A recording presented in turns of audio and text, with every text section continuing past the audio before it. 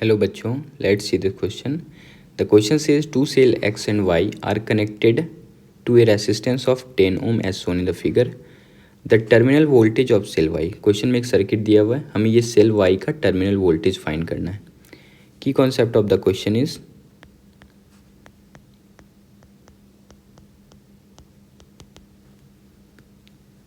concept of terminal voltage for a cell.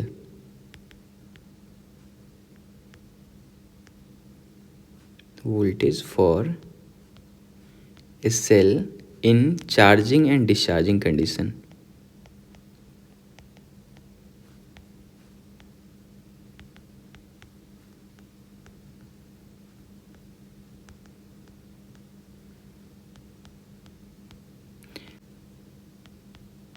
अगर किसी circuit में दो या दो से ज़्यादा सेल लगा हुआ है तो उसमें आप अगर डिटरमाइन कर पाते हो तो कौन सा सेल चार्जिंग कंडीशन में और कौन सा डिस्चार्जिंग कंडीशन में है, तो आप इजी तरीके से टर्मिनल वोल्टेज फाइंड कर सकते हो.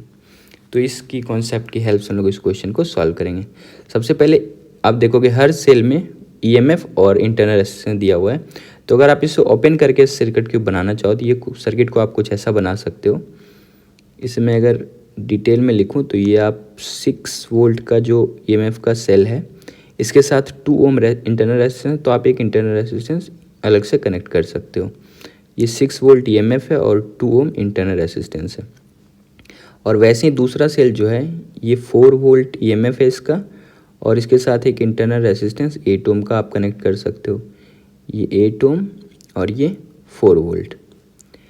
और ये सर्किट एक एक्सटर्नल रेजिस्टेंस 10 ओम के साथ कनेक्ट है, ये पूरा का पूरा सर्किट. अब हमें ये जो वाई सेल है, वाई सेल इसमें इस वाले सेल को कहा गया है. ये वाई सेल है और ये एक्स सेल है. तो हमें वाई सेल के अराउंड टर्मिनल वोल्टेज का मतलब है कि यहाँ इस पॉइंट और इस पॉइंट के बीच का पोटेंशियल डिफरेंस. अगर मैं इसे ए बोल दूँ और इसे मैं ए बोल दूँ तो एक्चुअल में आप ए और बी के बीच का पोटेंशियल डिफरेंस पूछा जा रहा है. सबसे पहले ये डिटरमाइन कर लें कि इस सर्किट में करंट कितना फ्लो हो रहा होगा, या करंट का डायरेक्शन भी अगर पता चल गया तो भी इस क्वेश्चन को कर सकते हैं. तो सपोज ऐसा मान लेते हैं कि करंट का डायरेक्शन कुछ भी ले लेते हैं, आई. सपोज आई करंट ले लेते हैं, हमें ये आई का वैल्यू फाइंड करना है. और आप देखोगे इस सर्किट का हर एलिमेंट आपस में सीरीज़ में है. इसका मतलब है कि आई जो करंट फ्लो हो रहा होगा ये पूरे सर्किट में बराबर ही हो रहा होगा. तो ये आई करंट जो पूरे सर्किट में फ्लो हो रहा होगा. अगर किसी एक पॉइंट से, सपोज ए पॉइंट से स्टार्ट करते हैं, ए पर ही आके हम लोग टर्मिनेट कर जाएंगे तो हमें पता चल जाएगा कि करंट कितना फ्लो हो रहा है. तो यहाँ क्या करते हैं, केवीएल अप्लाई कर देते हैं. Apply KVL in this loop. अगर आप केवीएल अप्लाई करोगे तो करंट निकल जाएगा. वैसे बिना केवीएल के भी सॉल्व हो सकता है. अगर आपको सेल कॉम्बिनेशन पता है तो इन दोनों सेल को अगर कंबाइन कर पाते हो तो भी आप कर सकते हो. तो अगर हम लोग केवीएल अप्लाई करें तो सपोज ए से स्टार्ट करते हैं तो ए पॉइंट को हम लोग लिख सकते हैं वी ए. एंटी क्लॉकवाइज घूम रहे हैं तो ए के बाद ये करंट का डायरेक्शन हमने इधर आई माना है, तो करंट के डायरेक्शन में पोटेंशियल डिक्रीज होता है तो -2i. और सेल का वैल्यू है 6 वोल्ट ईएमएफ है, तो इसे आप माइनस से प्लस जा रहे हैं, ये वाला माइनस है और ये प्लस है तो आप इसे +6 लिख सकते हो. और फिर इधर मूव करें, इधर जा रहे हैं, ये करंट का डायरेक्शन फिर से -10i. फिर इधर जा रहे हैं, यहाँ पे बी पॉइंट से रुकना नहीं है, ये 8 ओम है तो यहाँ से आप -8i लिख सकते हो. और फिर इस बैटरी का ईएमएफ है 4 वोल्ट तो आप इसे +4 लिखोगे. वापस से हम लोग कहाँ पहुँच गए, ए पॉइंट पे पहुँच गए. तो इसमें वी ए से वी ए कैंसिल आउट हो जाएगा. इसे आप लिख सकते हो ये -2i है, ये -10i है और -8i. इन तीनों को आप ऐड करोगे तो ये हो जाएगा -20i. और ये 6 और 4 ऐड होगा तो +10 = 0. तो यहाँ से आप लिख सकते हो 20i = 10. तो i = हो जाएगा 10/20 या फिर आप 0.5 एम्पेयर लिख सकते हो. तो एक बात तो पता चल गया कि इस सर्किट में कितना करंट फ्लो हो रहा होगा, 0.5 एम्पेयर.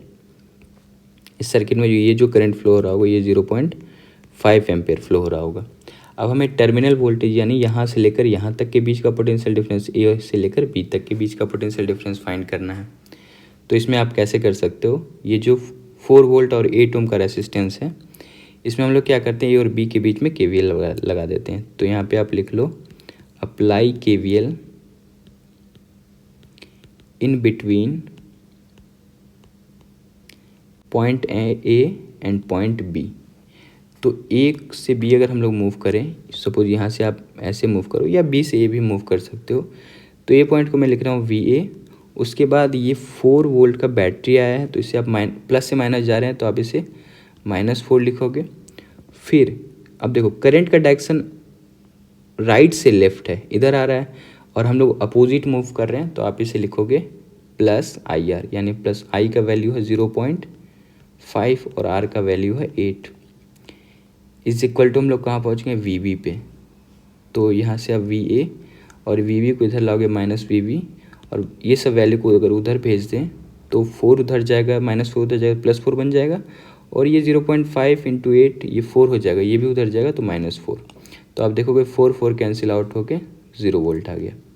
तो आप यहाँ से कह सकते हो कि वाई जो सेल है उसका टर्मिनल वोल्टेज कितना है, 0 वोल्ट है। So the correct option is option number 1. Hope you understood it well. Best of luck. Thank you.